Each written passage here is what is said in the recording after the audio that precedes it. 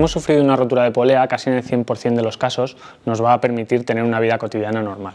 Por lo tanto, ¿cuáles son los principales problemas y por lo tanto, consecuentemente, los principales objetivos que vamos a tener si tenemos una lesión de este tipo y nos la tratamos?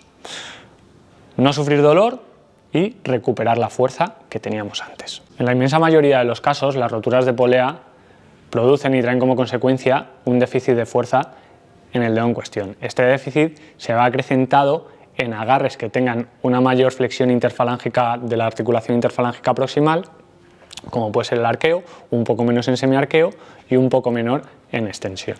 Si uno de los principales objetivos a la hora de someterse a un tratamiento después de una lesión de poleas es recuperar la fuerza y tener la misma fuerza que teníamos antes, lo primero que necesitamos es una herramienta que nos deje valorar y cuantificar ese posible déficit de fuerza. Y en segundo lugar, ir trabajando con cargas específicas y progresivas para ir recuperando ese déficit de fuerza y tener la misma fuerza que teníamos antes. ¿Os imagináis valorar la recuperación de una lesión de rodilla cuantificando los valores de fuerza de las dos piernas?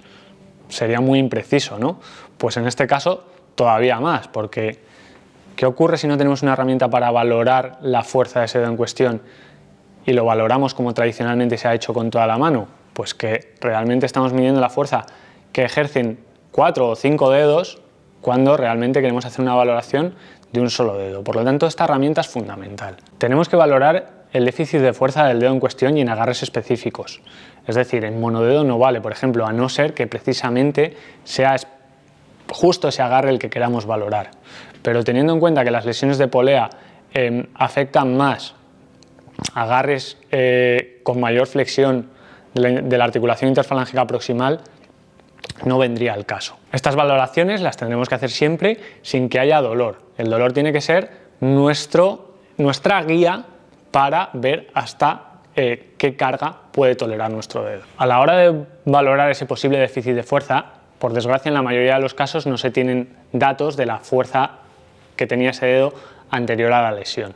Por lo tanto, el método más práctico es comparar con el dedo homólogo de la otra mano. Para todo esto os voy a explicar dos herramientas que usamos en ClickMeLab.